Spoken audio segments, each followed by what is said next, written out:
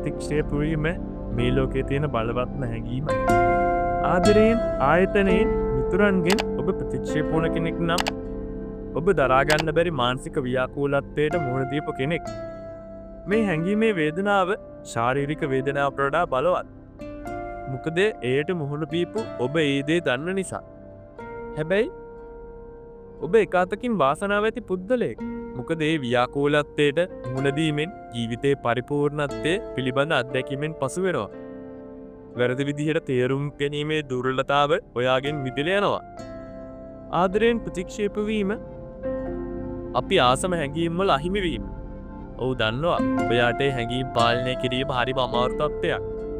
ඉතින් මේ සිතුවිලි ව්‍යාකූල වුණ ඔයා තේරුම් ගන්න කාලය ඇවිල්ලා තියෙන්නේ. ඔයාව ප්‍රතික්ෂේප වුණ එයා සතුටින් ඉන්නවා කියන්නේ නැගී සිටීමට කාලය පැමිණිලායි තියෙන්නේ. මෙරි ජීවත්වන ජීවිතයක් ගත කරපු ඔයාට අලුත් කඩින්කට වෙනස් වෙන්න පියවර ආරම්භ කිරීම පටන් ගමු. Thomas Alva Edison, J K. Rowling, Walt Disney, Elon Musk මේ අය ප්‍රතික්ෂේප වුණේ එක් වතාවක් නම් නෙවෙයි. මොකද මේ නැගිටින්න හදන ඔයා ඊළඟ ඉලෝන් මස්ක්, ජේ.කේ. රෝලින් වුණොත් ප්‍රතික්ෂේප වීම ජීවිතයේ ලොකුම ජයග්‍රහණය ප්‍රතිඵලයයි කියලා අත්විඳින්නට පුළුවන්. විශ්වාසය නැති වුණ හීන. කිසිවෙ නැගී හිටපු ඔයාව ඒ දේවල් වලින් ඔයාගේ අවසානයේ ආරම්භයේ හීනයට ළඟා කරගන්න අරමුණු සකසා ගමු. ඔයාට බැහැ නැහැ කියලා ප්‍රතික්ෂේප වුණේ ඒ අනිත් මිනිසුන්ගෙන්. ඔයා තමයි ඔයාගේ කැපැසිටි එක දන්නේ. විශ්වාසය Taman ගැන තියාගන්න. දැන් තියෙන්නේ බිඳ වැටුණු මයින්ඩ් එක, කැරක්ටර් එක, ස්ට්‍රෙන්ග්ත් එක ගොඩනගන්නයි. ඔබට අතපසු ඒ අවස්ථාව දැන් ඔබේ අනාගතයේ මූල පියවරයි. ලෝකේ ඉන්න ලස්සනම පුද්ගලයෙක් ප්‍රතික්ෂේප වුණා. ඉතින් දැන් පටන් ගන්න.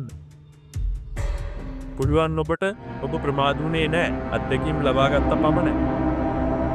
ඔබට දැන් නැති වෙන්න දෙයක් නැහැ. ප්‍රතික්ෂේප වෙන්න තියෙන බය නැති කරගන්න. ඔයාගෙන් ඔයාව දකින්න. එතකොට ඔයා තමයි ඔයාගේ ටැලන්ට් එක දන්නේ. කාගෙන්වත් ගැපෙන්නේ නැතුව තව කෙනෙක් බලා ගන්න තත්ත්වයට පත් වෙන්න. වගකීම් බැඳීම් වලින් ඈත් වුණු ඔයා ආයෙත් පටන් කරන්න අරමුණ වෙනුයි. අරමුණු වෙනුවෙන් වැඩ කරපු අය කවදාවත් පසුතැවෙන්නේ නැහැ. ඒ අය සාර්ථක වුණා පමණයි. යථාර්ථය තමයි ජීවිතය කියන්නේ අත්දැකීම් වලින් ඉගෙනගෙන අනාගතේ තනන තරඟයයි. ඔයාගේ හතුරා ඉන්නේ ඔයාගේ තුනමයි.